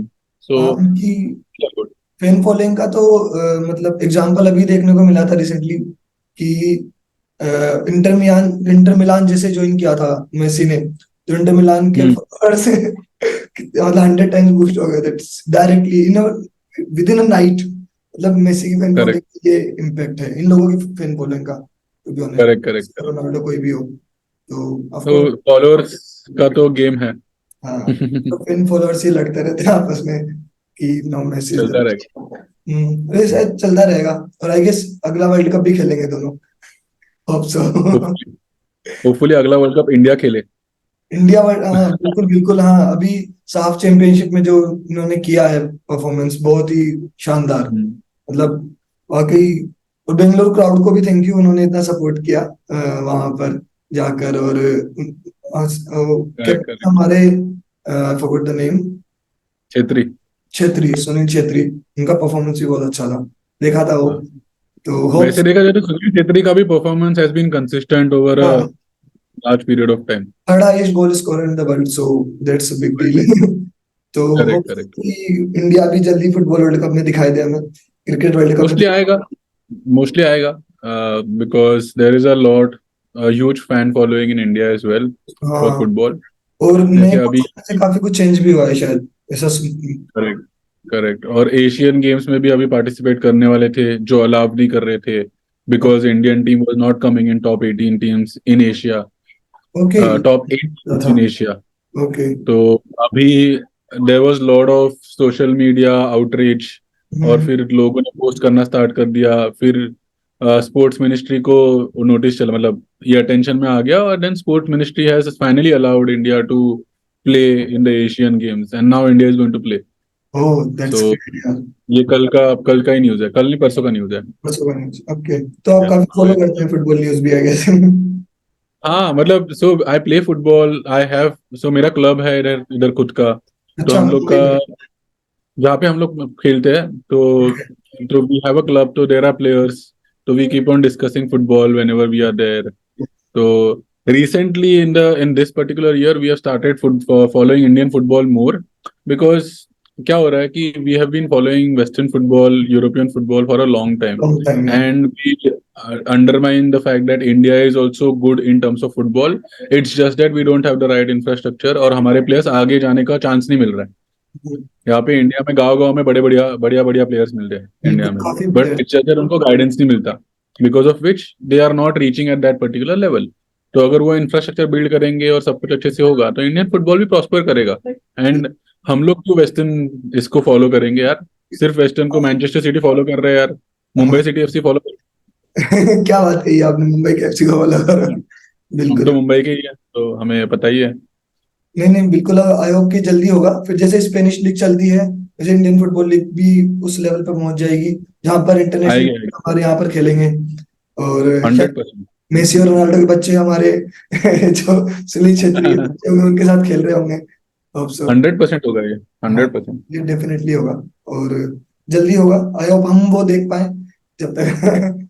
Mostly ये होगा अब next 20 years में, is what I am assuming. 10 to 20 years में possible है ये चीज होना, आई guess. हाँ, पहले तो इंडियन फुटबॉल टीम अभी एक लेवल पे आ जाएगा, इंटरनेशनल लेवल पे, फिर उसके बाद डेवलपमेंट चालू हो जाएगा, फिर इन्वेस्टमेंट आएगा फ्रॉम इंडिया, फिर आएगा फॉरेन डायरेक्ट इन्वेस्टमेंट, ओके। फिर जाके एकेडमीज बनेगी, और फिर जाके जैसे रणजी ट्रॉफी है क्रिकेट में, और क्रिकेट में भी डोमेस्टिक लेवल पे क्रिकेट चलता है, वैसे फुटबॉल भी डोमेस्टिक लेवल पे आ जाएगा। तो वैसे, ओके। अच्छा, या तो perfect. Research, well researched football game आपका। कि बचपन से ही हाँ, फुटबॉल खेलने का शौक, या फिर अभी कुछ नया? तो फुटबॉल बचपन से खेल रहा हूँ। फुटबॉल समझना स्टार्ट हुआ इंजीनियरिंग से।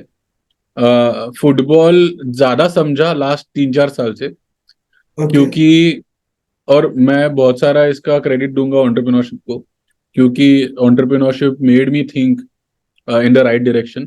तो बहुत सारी चीजें जो हम लोग करते, मतलब मैं करता था पहले, जो वो उसका रीजनिंग ज्यादा अच्छा होता नहीं था, क्लियर अंडरस्टैंडिंग नहीं होता था चीजों का। तो ओके। जैसे अगर फुटबॉल भी खेल रहे हैं, तो स्ट्रेटेजिकली समझ में नहीं आता था फुटबॉल।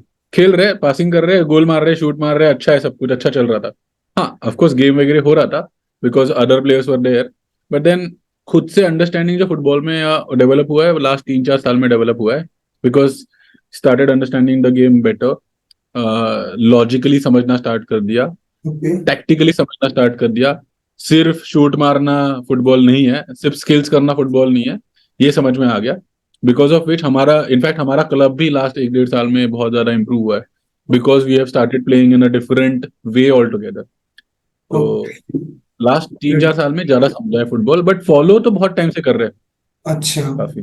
कोई पर्टिकुलर कोच वगैरह रखा हुआ है आपने, या फिर आप खुद से ही ब्रेनस्टॉर्मिंग करते हुए फिगर आउट करते हो चीजें? हम लोग अगर फुटबॉल फॉलो करेंगे ना, तो हाँ। हम लोग को जो हेड कोचेस है, मैनेजर्स है, उनका थॉट प्रोसेस, उनका टैक्टिक्स और ये सब पता चल जाता है। ठीक है, ओके। इफ यू हर एक टॉपिक के डिटेल में अगर हम लोग जाएंगे, रिसर्च करेंगे, तो हम लोग को पता चल जाता है कि why is this particular thing happening, right? तो अगर हम लोग को व्हाई पता चल गया उस चीज का, तो we come in a position to understand कि क्या हो रहा है। अच्छा, तो इसीलिए ये टाइम पे इसने ये सब्स्टिट्यूट किया था, अच्छा ओके। इसीलिए 3-3-4 का फॉर्मेशन रखा था। ओके। हम लोग तो देखते आ रहे हैं फॉल्स नाइन रख रहे हैं, बट फॉल्स नाइन क्या है हम लोग को पता ही नहीं है। तो समझना, जब हम लोग समझने की कोशिश करेंगे एक एक चीज मैनेजर के पर्सपेक्टिव से, then we start understanding football better. Because हम लोग को तो लगता है कि अरे ये मैनेजर क्या कर रहा है, तो प्लेयर्स ही सब कुछ कर रहे हैं। But the real game is manager managing the players. Because 11 different players have different thought process. They are their own stars, they are stars of their own countries, countries yeah. and they are coming together and playing as a team for some other team, हाँ समझ right? गई मैं। There they have to put their ego aside hmm, and play as a team। कि boss मेरे साथ Messi खेल रहा है, मेरे साथ एम्बापे खेल रहा है, मेरे साथ हम्म, रोनाल्डो खेल रहा है, तो मैं रोनाल्डो हूँ इसलिए मैं गोल मारूंगा ही मारूंगा, ऐसा नहीं है। हम्म, जब जब दिखेगा मुझे पास करना चाहिए, हमने सेशंस में, प्रैक्टिस सेशन में इसका प्रैक्टिस किया है कि इस पर्टिकुलर राइट से हम लोग जब आगे जाएंगे तो अंदर पास करना, सो दैट जो प्लेयर भाग के आ रहा है सेंटर से उसको गोल मारने का अपॉर्चुनिटी मिले। ओके। ये चीजें समझने लायक चीजें हैं। बट हाँ। Because players think that they are the best, they don't do that, try to shoot into the goal, हाँ। which is what happened with smaller teams। They are not having coordination, they are not having good managers, they don't understand the game better। इसलिए Pep Guardiola जो game खिलवाता है, हाँ सुनते सब उसी का है, चलाता वही है, बिल्कुल। इसलिए वो एवरेज प्लेयर्स के साथ आउट परफॉर्म कर रहा है, हाँ। Right? Where other teams who have good players, they are not able to outperform. Yeah. समझ रहे हो, उसका रीजन ही है। तो वैसा है। Good observation I guess. तो हाँ, तो ये चीज रेगुलरली फॉलो करोगे देखोगे तो समझ में आता है। ये चीज मैं भी अब फॉलो करूंगा डेफिनेटली। ये मैं हाँ, यू कैन कोई भी चीज। इम्प्लीमेंट करूंगा अपने, क्योंकि मेरे साथ भी कई बार होता है थोड़ा स्ट्रेटेजिकली नहीं कर पाती चीजें, इम्पल्सिवली चीजें हो जाती हैं या इंट्यूटिवली करेक्ट, चीजें हो जाती हैं। तो वहाँ करेक्ट, करेक्ट। कई बार वो रॉन्ग डिसीजंस हो जाते हैं या रॉन्ग कुछ भी करेक्ट। गलत हो जाता है। तो वो कि हम ये चीज अब मैं फॉलो करूंगा, या I have noted it down. Thank you. Good, good. तो अब आप, और आपने अभी एक चीज बताई थी स्टार्टिंग में भी कि आपने देखा कि मतलब लीडरशिप क्वालिटी आप में स्टार्टिंग से ही थी। तो what do you mean by leadership quality, और what is a good leader like in general, if you talk about. So first of all leadership qualities, qualities की बात करेंगे तो बहुत सारी क्वालिटीज आती है उसमें। Okay. whether it is delegation, whether it is managing, hmm. whether it is understanding somebody's emotions, being patient, getting things done। ठीक ओके। है, बहुत सारी चीजें आती है। ठीक है, but then as a leader, जो दो तीन इंपॉर्टेंट चीजें जो मैंने रियलाइज की जो होनी चाहिए एक एंटरप्रेन्योर में, ओके। सबसे इम्पोर्टेंट एक एक है कि पेशेंस। हम्म। ठीक है, दूसरा चीज है परसिवरेंस। ओके। ठीक है, तीसरा चीज है इमोशनल इंटेलिजेंस। ये ओके। तीन चीजें अगर रहेगी मुझे, मेरे हिसाब से, तो there are chances that an entrepreneur will go way far in his particular journey. Okay. Because अगर ये तीन चीजें नहीं रहेगी तो पेशेंस नहीं रहेगा तो फिर गिव अप कर देंगे, हम्म। परसिवरेंस नहीं रहेगा फिर भी गिव अप कर दोगे, इमोशनल इंटेलिजेंस नहीं रहेगा तो आप लोगों के इमोशंस को समझ नहीं पाओगे और उसके हिसाब से डिसीजंस नहीं ले पाओगे। There will be lot of firing, fights and all of that. तो ओके। ये तीन चीजें बहुत इंपॉर्टेंट होती है एक कंपनी को चलाने के लिए। ओके। तो अगर ये चीजें रहेगी तो कंपनी प्रॉस्पर करेगा, ऐसा मुझे लगता है। Okay, can you break it down more? Like, what is patience and the perseverance, the meaning of that, and how did you like build this quality into you? Correct. Yeah. So patience in general मेरा strength है। So I am not an impulsive person. मैं Okay. बहुत quickly decisions नहीं लेता हूँ कोई भी चीज के, कि ऐसा इम्पल्स में आया, दुकान में दिख लिया, मेरे को अच्छा कुछ है, नया कुछ आया तो इमिडिएटली मैं लूंगा नहीं। I Okay. Will think over it, I will try to understand if it is required, I will try to see if this is the right time. ठीक Okay. है, to take this particular decision. In general मैं thought process की बात कर रहा हूँ। और Okay. In general I am person who is very patience. मैं अगर मेरे को लग रहा है कि कोई मेरे साथ अच्छे से बात नहीं कर रहा है तो मैं इमिडिएटली रिएक्ट नहीं करूंगा। Okay. इनफैक्ट मेरे साथ एक इंसिडेंट हुआ था, हम्म। 2-3 साल 3 साल पहले एक इंसिडेंट हुआ था जिसमें मैं पार्किंग से गाड़ी निकाल रहा था और मेरी गाड़ी ठोक गई किसी को। वो। तो गाड़ी ठोकने के बाद, तो गाड़ी जिसके साथ ठोकी थी वो गाड़ी से उतर के आया एंड वो मेरे को गाली मारना स्टार्ट कर दिया हुआ। ठीक है, तो तभी मैंने मेरा पेशेंस का सबसे बड़ा लेसन सीखा। तो वो बाहर निकल के मेरे को ब्लेम करके गाली मारने की कोशिश कर रहा था, but then at any point of time I didn't react on him, neither did I run away from that particular area, okay, neither did I try to give it back to him. What did you, और मैंने बहुत काम composed वे में वो particular situation को handle किया। आपने बात ही की या फिर आपने मतलब सिर्फ मतलब बात की उनसे या उनको समझाने की कोशिश की या फिर आपने So soon? basically, he was an elderly uncle. Hmm, So uncle was trying to react in a different way altogether. He was being very abusive, जो कि सही नहीं था, बट मे बी उसको सही लग रहा था because people have their own set of opinions. Hmm, उनके हिसाब से रिएक्ट कर देते हैं। तो वो रिएक्ट कर रहे थे, फिर then their family started coming out of the car, they started reacting. He gathered a few crowd, 20-25 लोग गैदर कर दिए, इसने गलती किया, इसका गलती था। मतलब फेयर इनफ, मैंने बोला मेरा गलती है, मैं एक्सेप्ट कर रहा हूँ। मैं गाड़ी में बैठा हुआ था बिकॉज गाड़ी ऐसे लगा हुआ था, ठीक है, ऐसे, ठीक है। तो ऐसे ही था, उसने रोक दिया गाड़ी उधर। मैंने बोला कि सर देखिए मेरा गलती हो गया है, इट वॉज अ मिस्टेक। अभी तो कुछ कर नहीं सकते, लेट्स फिगर आउट कि आगे क्या कर सकते हैं जिससे आपका प्रॉब्लम सॉल्व हो जाएगा। We can not fight over what has already happened. It's हाँ, गुड दैट हम लोग को कुछ हुआ नहीं, किसी को, हाँ, आपको भी कुछ हुआ नहीं, मुझे भी कुछ हुआ नहीं। तो यहाँ पे मैंने अंकल को जब ये बोला तो uncle was still not listening to me. So I pulled up the window. I was like, you do whatever you want. I will just sit here. Once you decide to talk like a professional in a good way, I will come out and we will talk. Here, there is my office behind here in this particular building. We can sit, we can have tea, and we can reflect upon this aram se. Uncle was not ready to listen, but after 2-3 minutes, he somehow got convinced and he said, "Ki, we will talk." Hmm, Then we took inside the office. को बोला कि देखिए हमारा गलती हो गया, we are not चोर people, we understand it is a mistake. यहाँ पे there is a garage that we know, we will get it sorted for you. हम लोग अच्छा करके डेंटिंग पेंटिंग करके सब कुछ सही से करके दे देंगे, वील बेयर द कॉस्ट। हम्म, ठीक है, ऐसा भी नहीं कि आपको बोलेंगे। ओके, आपने ऑफिस भी चेक किया, चोर भाग के जाने का तो कुछ है नहीं हम लोग का। बात यह है कि अभी के अभी पैसा तो आपको देने वाला नहीं, he was demanding money from me immediately. Oh, I said आप मनी किस बेसिस पे मांग रहे हो, आपके पास इंश्योरेंस होगा तो इंश्योरेंस से भी हो जाएगा ये काम। हाँ, फिर बाद में ये बोला कि पैसा किस बेसिस पे दूंगा मैं आपको। हम्म, दस didn't make, the only thing that made sense was कि वील अंडरस्टैंड कितना खर्चा होगा इसका, वो खर्चा हम लोग बेयर करेंगे। तो ओके, उनको बोला अभी लेट हो गया है, 6:30 बज गए, अभी अभी कुछ फायदा नहीं डिस्कस करने का, मॉर्निंग में आप आइएगा, ये यहाँ पे गैराज में आप डिस्कस कर सकते हो, कितना रेट होगा, मैं भी आ जाऊंगा, या फिर आप ऑफिस में आ जाइएगा, मैं आ जाऊंगा उधर। तो before him I reach the garage next day. Okay, ठीक है, but then in the evening when he came to the office and I talked to him in a very pleasant, hmm, professional manner with all the patients, hmm, uncle said कि you are such a nice person, you were so patient when I was actually reacting on you. Hmm, So this is where I realized my biggest strength was patience. I could have reacted at that point of time and said कि अरे मेरा गलती नहीं, आपने देखा नहीं, मैं cross कर रहा था, बहुत सारी चीज है। वो But बहुत then it आसान was था my, रिएक्ट करना। बहुत आसान था झगड़ा करना, बट देन इससे प्रॉब्लम सॉल्व नहीं होता।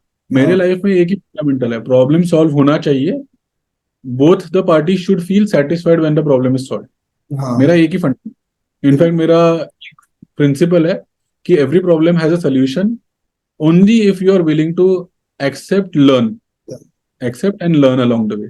मेरे लिंक्डइन पे वो मेरे पोस्टर का हेडलाइन, ठीक ओके, है। तो ये मेरा प्रिंसिपल है, और पेशेंस तो मेरा सबसे बड़ा स्ट्रेंथ है। तो I never fight with anyone, I always try to resolve disputes in a good manner, amicably, hmm, जिससे दोनों पार्टी का भला हो। हर बार वो सॉल्व नहीं होता क्योंकि people have different set of opinions, अलग अलग टाइप टाइप के लोग होते हैं।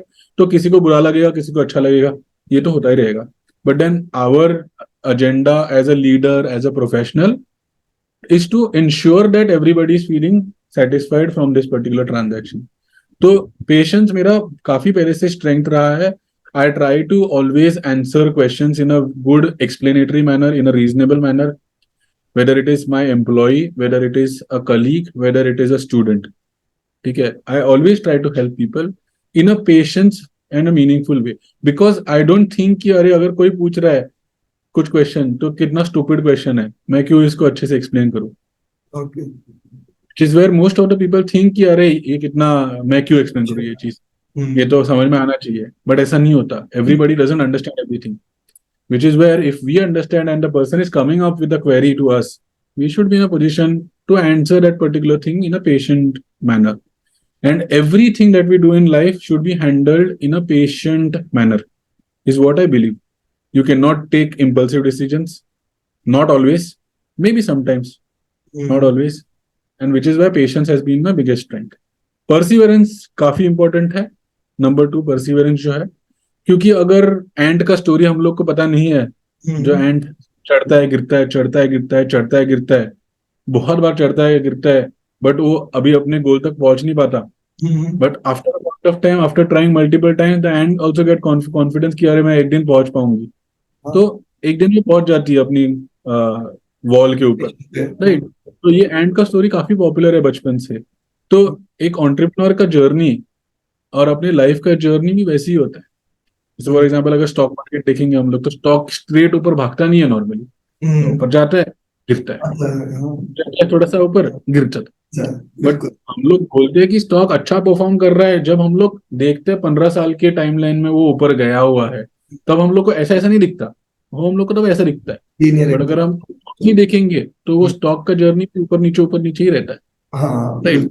So, which is where the company has been trying to improve and learn every year, every month, every day in what they are doing.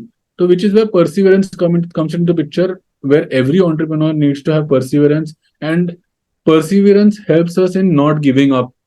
अगर हमारे साथ कुछ गलत होता है, अगर हम लोग गिरते हैं लाइफ में, तो अगर एंट में परसिवरेंस नहीं होता तो एंट गिर के बोलती कि भाई मैं नहीं जा रही, मैं जाती हूँ, निकल जाती हूँ, मेरे से नहीं हो पाएगा ऊपर चढ़ने.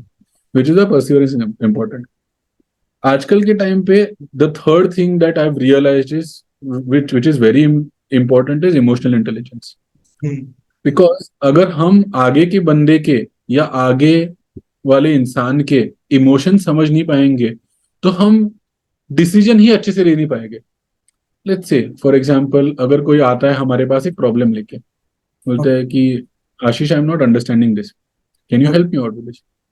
बोला, I have told you this so many times, you understand. ठीक है. एक ये भी हो सकता है कि मैंने अच्छे से बताया नहीं. दूसरा ये भी हो सकता है कि उसको 1-2 बार में समझ में नहीं आया. तीसरा ये भी हो सकता है कि जब उसने सुन रहा था तभी ध्यान नहीं दिया. चौथा ये भी हो सकता है कि उसको समझना ही नहीं है. बिल्कुल. Number of possibilities for us, same situation and possibilities. I am not understanding what Kavish is expecting, or something what somebody else is expecting. If I am not understanding the person, his emotions, his psychology, his background, तो मैं समझ ही नहीं पाऊंगा कि वो problem क्या face कर रहा है. मैं उसका प्रॉब्लम सॉल्व नहीं करूंगा, मैं फिर से उसको एक्सप्लेन करूंगा, वो फिर से जाएगा, वो फिर से सेम क्वेश्चन लेके आएगा मेरे पास. I have to understand by getting into his background, understanding his emotions, his psychology. ठीक है. इससे हम लोग साइकोलॉजी और इमोशंस से हम लोग समझ सकते हैं. I have to get into his shoes. बोलते हैं ना, इमोशनल इंटेलिजेंस और एम्पैथी थोड़ा बहुत ओवरलैप करता है. राइट. क्योंकि हम लोग अगर इमोशन जान नहीं पाएंगे तो हम लोग समझेंगे कैसे कि उसका प्रॉब्लम कैसे सॉल्व करें. बिकॉज ऑफ विच ये पीपल मैनेजमेंट में आ जाता है चीज. People management is a very important concept in management, leadership. अगर आप लोगों को मैनेज नहीं कर सकते तो आप डेलीगेट नहीं कर पाओगे. और लोगों को मैनेज करने के लिए you have to actually get into their shoes. अगर मैं एम्प्लॉय था पहले, तो मुझे पता है कि एम्प्लॉय के माइंडसेट में या दिमाग में क्या चलता है, क्योंकि मैं एम्प्लॉय रहा हूं. तो मैं रिएक्ट नहीं करूंगा उसके ऊपर, मैं समझूंगा और फिर उसको समझाऊंगा. ठीक है. And then if I realise कि the person is not understanding, maybe there is some problem, then I'll try to address that problem first and then get into the details of what I was explaining. Okay. So this is how I approach things in general. बिल्कुल, बहुत अच्छा approach I guess. क्योंकि अगर हम लोगों की problem को नहीं समझेंगे तब तक, और आइंस्टाइन ने कहा भी है कि if you can understand the 80% of the if you understand the problem clearly, then 80% of the solution is done for you. Done already. Correct. तो मतलब 80% प्रॉब्लम तो वहीं पर सॉल्व हो जाती है जब आप प्रॉब्लम अच्छे से समझ लेते हो. तो अगर 80% प्रॉब्लम सॉल्व हो गई तो सॉल्यूशन निकालना फिर आई डोंट थिंक कि वो बड़ा चैलेंजिंग होगा या फिर बहुत मुश्किल होगा. 80% लोग तो सुनने से पहले ही आंसर दे देते हैं. हाँ. तो because of which they are not understanding कि पूरा क्या बात किया है. You first understand what is being asked और व्हाट इज बीइंग एक्सप्लेन्ड, बात करो. बिल्कुल बिल्कुल, बहुत सही बात कही है। तो आई गेस तभी आप अच्छे से मैनेज कर पा रहे हो टीम को, और ग्रो हाँ, तो ग्रोथ का यही रीजन है आपकी continuous maybe growth. that is the reason why I am able to manage people well, ये बोल सकते हैं। हम्म। और आई गेस अभी और भी ग्रो करना है अभी तो वेडिंग्स को बहुत अभी आगे। तो काफी छोटे लेवल पे हम लोग, अभी अर्ली स्टेज ही कंपनी हम लोग। अभी अर्ली स्टेज का। तो हाँ, तो और काफी चीजें हैं प्लान्ड लाइफ में, ओके 5 साल की जर्नी में हमारी। ओके। वाई कॉम्बिनेटर वगैरह के मतलब वाई कॉम्बिनेटर या फिर इस तरह के इंक्यूबेटर्स से जुड़ने का सोचा है आपने भी कभी? सोचा सोचा है। बिल्कुल। सोचा ओके। है बहुत बार। फिर 2 बार अप्लाई किया है, 2 बार रिजेक्ट भी हुआ हूँ। ओके। वाह, मतलब रिजेक्ट हुए हो तो यस। क्या उस समय ऑपरेशन रनिंग में नहीं थे या फिर रनिंग में मे बी होते? मे बी मैं मेरा प्रोडक्ट का जर्नी सही स्टेज में नहीं था। मे बी मेरा लेवल ऑफ अंडरस्टैंडिंग उस लेवल पे नहीं था। There okay is something that I am lacking, because of which I didn't go through. ऐसा नहीं कि मेरे को सब कुछ आता है और मैं जाना चाहिए था। Okay I am bold enough to understand कि मेरे मेरे से ही कुछ इनकम्प्लीट है, because of which I didn't get through. Last 2 साल अप्लाई किया था मैंने। ओके। अगले साल फिर से अप्लाई करूंगा, but with better understanding, with better learnings, okay. And will try to put in my best for तो दैट। रिजेक्शन कैसे हैंडल किया आपने? कंटिन्यू 2 बार, it's very. Rejections are part of life. Okay. When you get into your entrepreneurship journey, you are going to get rejections every day. I have spoken to 120 investors before convincing two. Okay, तो वहां से And काफी कुछ सीखने को मिलता 180 है सब चीजें। people have rejected me already. So okay. you just need one person to accept you. You don't need 100 people to accept you. सिर्फ एक जन चाहिए आपको जो आपको बैक करे, सपोर्ट करे। हम हाँ। लोग last year Shark Tank India audition दे के आए थे। हम लोग को शार्क टैंक इंडिया के 4 राउंड तक हम लोग गए थे last year. Okay there were 4 stages of selection, तो 4 से 6 तक गए थे। चौथे स्टेज में हम लोग रिजेक्ट हो गए थे प्री ऑडिशंस में। ओके। ठीक है। तो रिजेक्शन से फिर लर्निंग कैसे निकालते हो आप? मतलब सो वहाँ। रिजेक्शन रिजेक्शन होने का रीजन ही ये होता है कि there was something that was lacking. हाँ बिल्कुल। तो ऐसा नहीं होता है कि कोई किसी ने रिजेक्ट कर दिया क्योंकि कुछ। उसका मन किया। हाँ देयर वाज हाँ। Something that missing, hmm, because of which.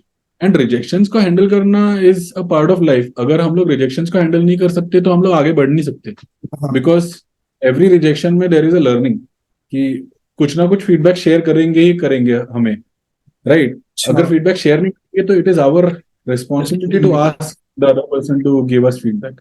Hmm. Because if you don't feedback, how are we going to improve?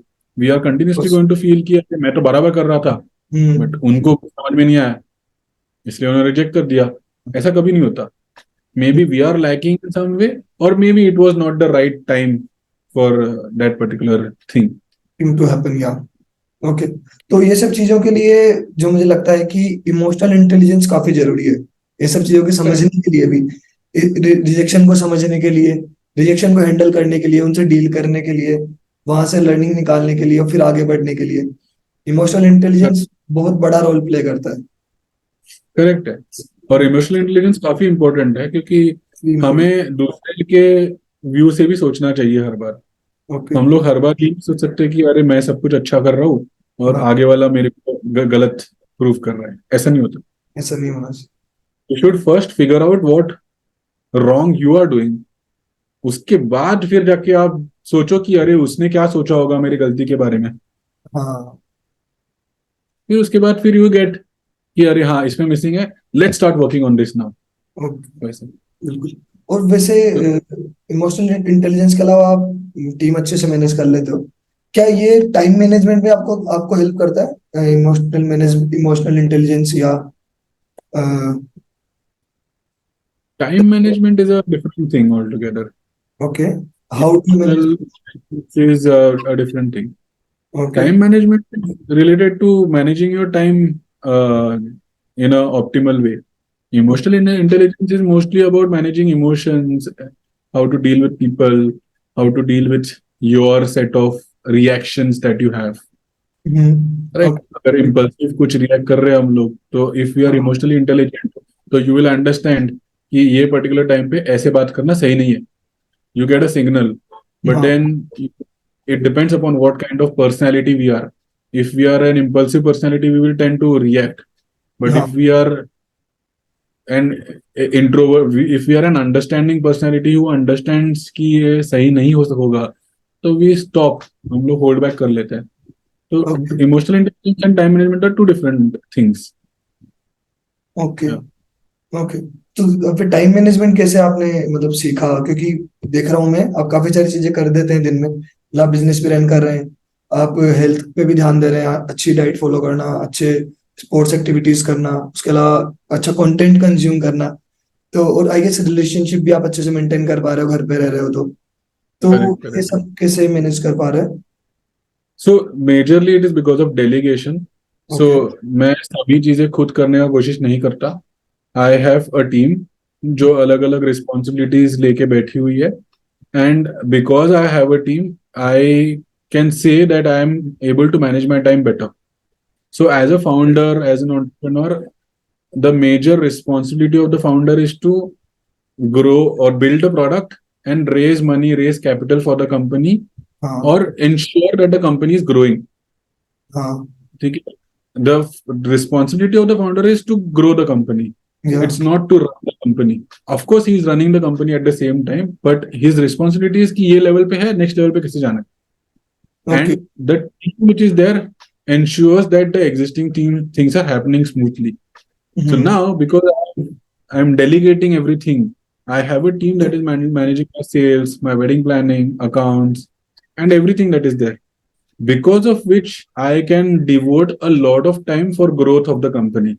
And everything that I'm doing beyond that in my time is related to the company growth, is something related to growth of the company. If I'm consuming entrepreneurship podcast, it is going to help me in growing the company okay because I'm understanding entrepreneur's perspective. हाँ Right? If I'm teaching entrepreneurship, it is helping me in refreshing my entrepreneurship knowledge.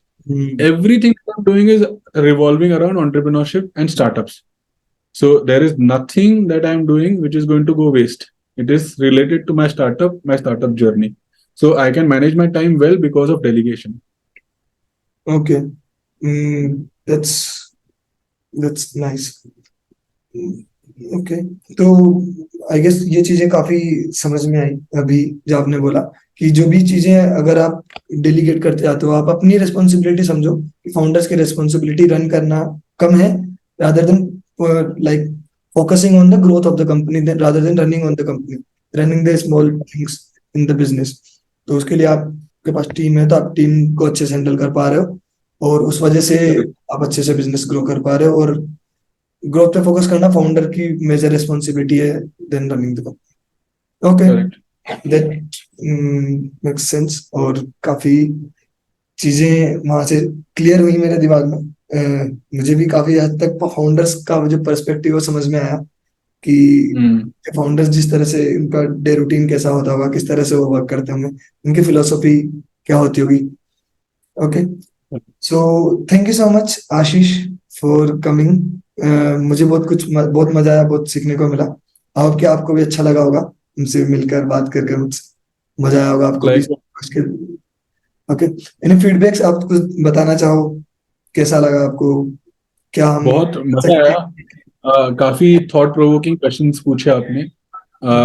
मतलब I was actually expecting questions to be related to leadership and how a founder handles their day and handles their operations or okay manages everything. तो more or less आपने सभी questions related to this cover कर लिए. Okay And whoever is watching this particular podcast will really benefit from this particular conversation. And you should talk to multiple entrepreneurs to get a different perspective. And if the followers keep on listening to multiple entrepreneurs, they will gain a perspective from 10, 15, 20 different people. And it will help them. जैसे मेरे को दूसरे founders की journey से सीखने को मिलता है after listening to their journey. हाँ Somebody who is listening to my journey and others' journey, they will get to learn from these journeys. So it is a continuous process. Everybody learns from everybody. Nothing to lose. And या I think your viewers are really going to benefit from this. Thank you for doing this. Thank you so And much. let's keep in touch.